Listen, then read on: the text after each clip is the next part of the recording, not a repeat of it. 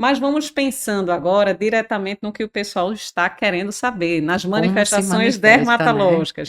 Todo mundo sabe que a doença de BC tem como manifestação clássica a presença de úlceras orais, Isso. mas a gente precisa saber como ela se apresenta na região oral, né? Existe alguma característica clínica que faz Específica, a né? gente pensar diretamente na doença de BC? Certo, vamos lá. Então, normalmente é importante a gente dizer que é difícil fazer o diagnóstico diferencial com as doenças aftosas normais, recorrentes, né?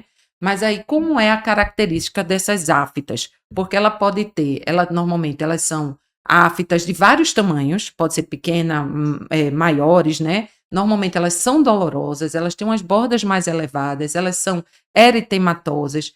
Saber o local, que a gente vai falar um pouquinho, que o local pode ser qualquer área da mucosa oral não ceratinizada, porém, quando ela for lá para o palato mole e região de orofaríngea, é mais específico, vamos dizer, não é? Fica mais, você pensa mais, né, na doença de BC. Então, normalmente são assim essas úlceras, né, de vários tamanhos que recorrem. E as recorrências, elas às vezes vêm a cada mês. É muito recorrente e é importante saber que ela é presente em 100% dos pacientes. Isso, é um critério obrigatório. É critério obrigatório. Tanto é que para dizer que você tem uma doença de BC, o primeiro critério é ter as úlceras, né, Claudinha? Só para o pessoal entender, Perlinha, às vezes a manifestação oral é a primeira manifestação em mais de 80% dos pacientes.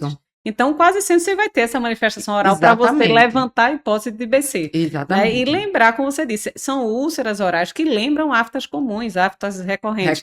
Lesão aftosa com ala eritematosa muito dolorosas. Mas o que a gente vê quando a gente estuda estomatite aftosa recorrente, que tem aqueles 3 padrões clássicos. Afta clássica, minor, afta grande, major, e aquela recorrente herpetiforme pequenininha. Geralmente, quem tem esse padrão benigno de estomatite aftosa tende a se repetir num único padrão. Sempre faço padrão herpetiforme, sempre faço padrão minor, sempre faço padrão major. E o dela varia, no BC, né? é o samba do crioulo doido. Vai sair uma pequena, uma grande, uma herpetiforme. Então, isso você já chama atenção, né, Perla? Exatamente. Outra coisa que chama atenção, na estomatite benigna, digamos assim, ela não deixa cicatriz, ela tende a ter um período um pouco mais curto, pode recorrer, mas geralmente não é tanto assim.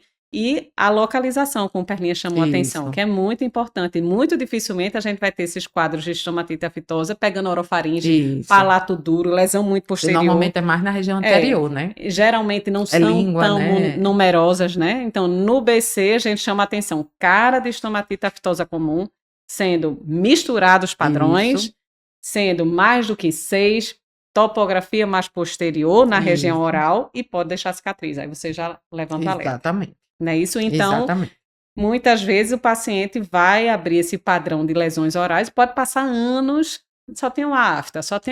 E não necessariamente vão surgir os outros sintomas de cara para você fechar critério diagnóstico. Exatamente. Então, em média, 6, 7, 8 anos, não, sempre tive afta.